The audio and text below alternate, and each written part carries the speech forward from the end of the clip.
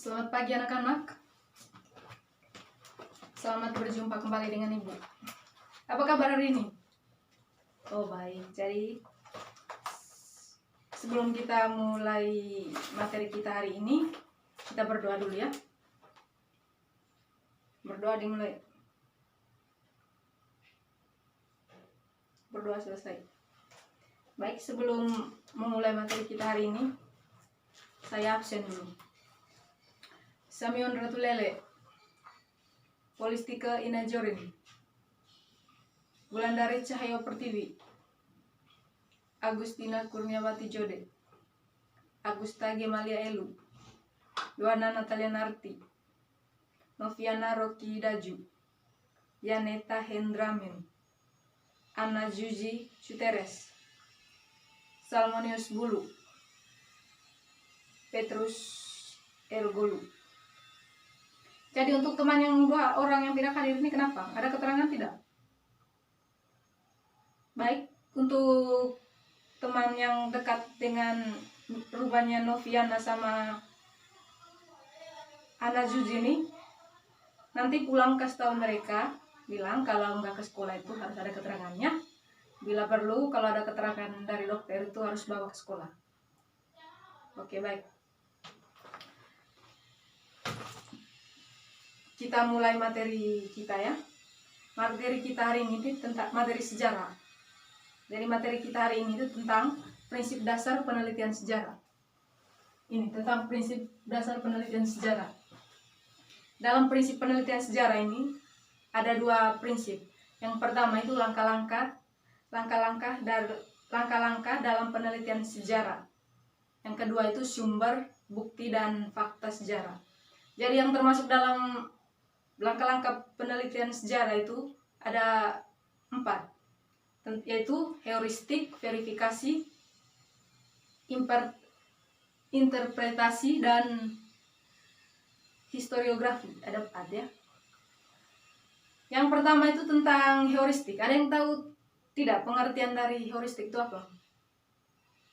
Jadi heuristik itu adalah tahapan untuk mencari atau menemukan dan mengumpulkan sumber-sumber berbagai data agar dapat mengetahui segala bentuk penelitian dalam segala bentuk peristiwa atau kejadian yang terjadi pada masa lampau yang relevan dengan topik atau judul penelitian. Kalau menurut sifatnya heuristik ini ada 2,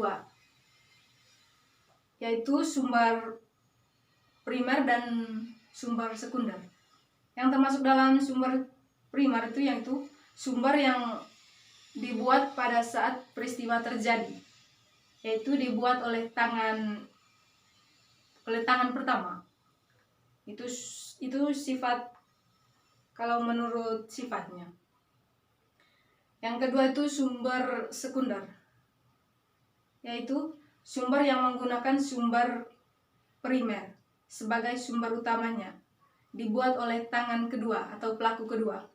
Itu termasuk dalam sumber sekunder. Yang kedua tadi itu tentang verifikasi. Verifikasi itu adalah pemeriksaan terhadap kebenaran laporan tentang suatu peristiwa sejarah.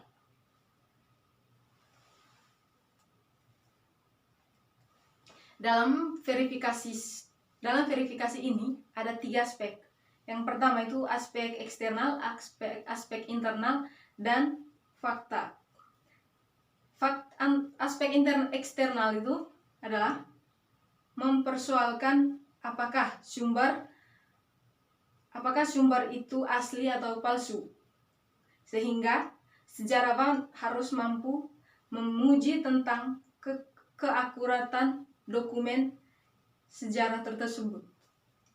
Jadi yang kedua itu tentang aspek internal, yaitu mempersoalkan apakah yang terdapat dalam sumber itu dapat memberikan informasi yang diperlukan. Itu faktor aspek internalnya. Yang terakhir itu fakta.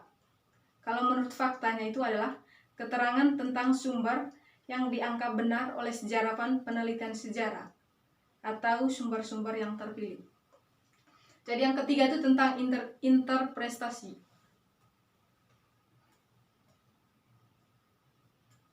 Interpretasi ini adalah penafsiran suatu peristiwa atau memberikan pandangan teoritis terhadap suatu peristiwa.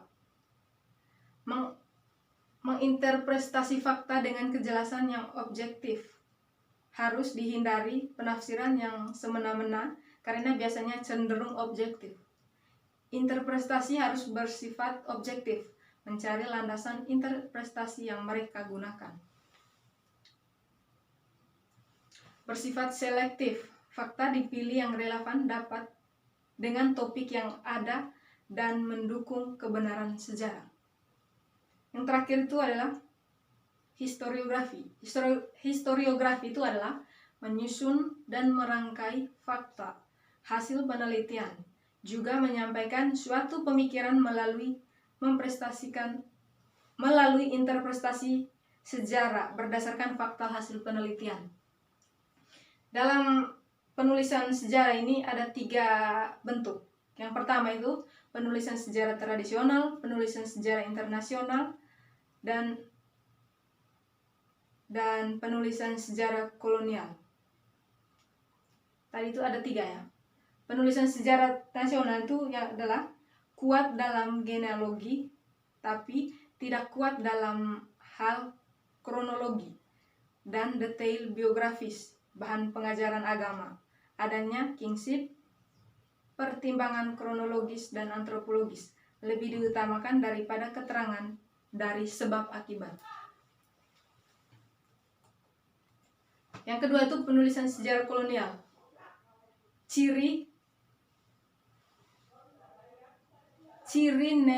Ciri Nederlandosentris atau Eropa-sentris. Yang ketiga itu penulisan sejarah nasional.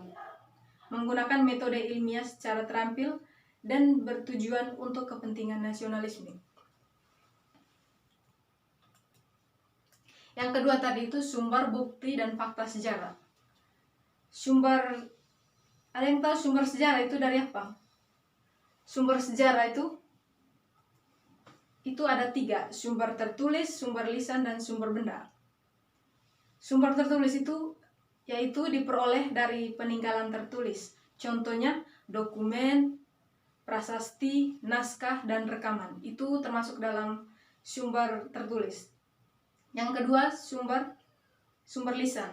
Keterangan langsung dari pelaku atau saksi dari peristiwa yang terjadi pada masa lampau. Yang ketiga itu sumber benda. Itu artinya diperoleh dari peninggalan benda-benda kebudayaan. Contohnya kapak,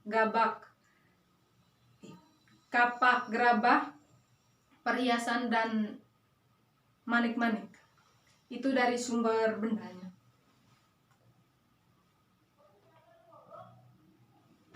Yang kedua itu bukti sejarah. Bukti sejarah itu adalah bukti yang dimaksud adalah berupa segala peninggalan yang berkaitan dengan aktivitas manusia pada masa lampau yang mungkin saja peninggalan itu masih digunakan oleh manusia masa kini.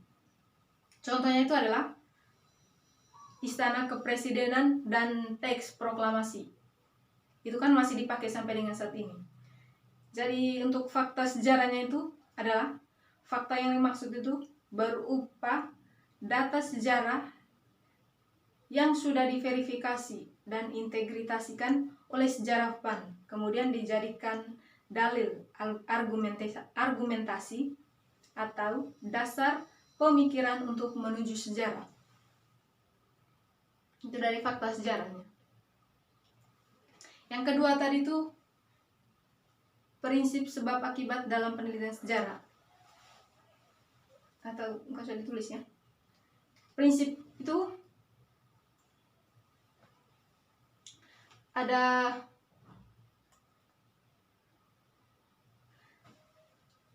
untuk prinsip sebab akibat dalam penelitian sejarah itu, dalam penelitian sejarah lisan itu ada 5. Yang pertama itu sumber berita dari pelaku sejarah, yang kedua sumber berita dari saksi sejarah, yang ketiga tempat peristiwa sejarah, yang keempat latar belakang munculnya peristiwa sejarah, yang kelima pengaruh dan akibat peristiwa sejarah. Itu ada 5 dari prinsip sebab akibat dari penelitian sejarah lisan. Nah, kita bahas satu persatu ya. Mulai dari sumber berita dari pelaku sejarah. Itu adalah pelaku sejarah merupakan tokoh yang secara langsung mengalami suatu peristiwa yang terjadi. Namun, perlu diingat bahwa keterangan para pelaku kadang bersifat subjektif. Karena keterangan tersebut benar menurut pelaku sendiri. Yang kedua itu sumber berita dari tokoh sejarah. Saksi sejarah merupakan orang yang pernah melihat atau menyaksikan terjadinya suatu peristiwa dan bukan pelaku sejarah. Itu pengertian dari sumber berita dari saksi sejarah. Yang ketiga itu tempat peristiwa sejarah. Untuk menentukan tempat atau lokasi peristiwa yang terjadi pada masa lampau, dilakukan penafsiran yang matang. Misalnya menentukan pusat pemerintahan kerajaan Bima. Itu tempat peristiwa sejarah itu. Yang keempat itu latar belakang munculnya peristiwa sejarah. Latar belakang terjadinya atau peristiwa menjadi penentu utama munculnya suatu peristiwa sejarah. Tanpa adanya latar belakang untuk yang tidak mungkin terjadi peristiwa sejarah. Misalnya, terbunuhnya Pangeran Franz Ferdinand menjadi latar belakang terjadinya Perang Dunia I. Yang terakhir tuh tentang pengaruh dan peristiwa sejarah. Suatu peristiwa sejarah akan memberikan pengaruh dan akibat yang besar dalam kehidupan masyarakat. Peristiwa itu memang dicita-citakan oleh masyarakat yang bersangkutan. Misalnya, proklamasi kemerdekaan Indonesia dan peristiwa jatuh bangunnya kabinet di Indonesia.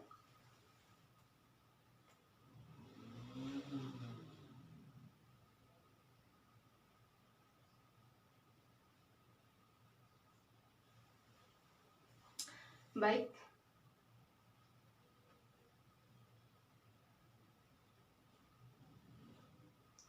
Baik, materi kita cukup sampai di sini dulu. Minggu depan kita lanjut ya.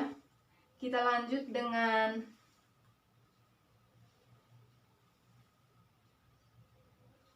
materi baru, yaitu prinsip kronologis dalam kajian sejarah. Itu minggu depan ya. Baik, Ibu mau tanya dulu, untuk materi hari ini ada yang tidak mengerti?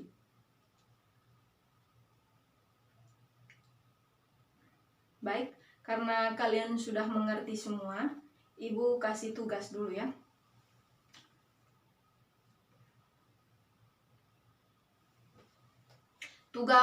Tugasnya itu ada 2. Yang pertama itu kalian mendeskripsikan prinsip-prinsip dasar penelitian sejarah.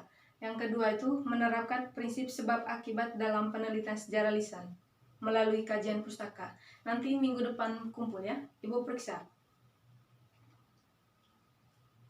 Baik, untuk pertemuan hari ini cukup sampai di sini dulu. Minggu depan kita lanjut dengan materi yang baru. Untuk menutup materi hari ini, kita doa dulu. Mari kita persiapkan diri untuk berdoa. Berdoa dimulai.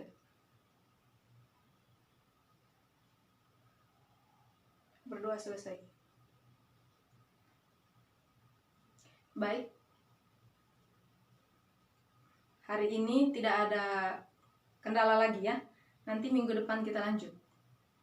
Selamat siang dan terima kasih.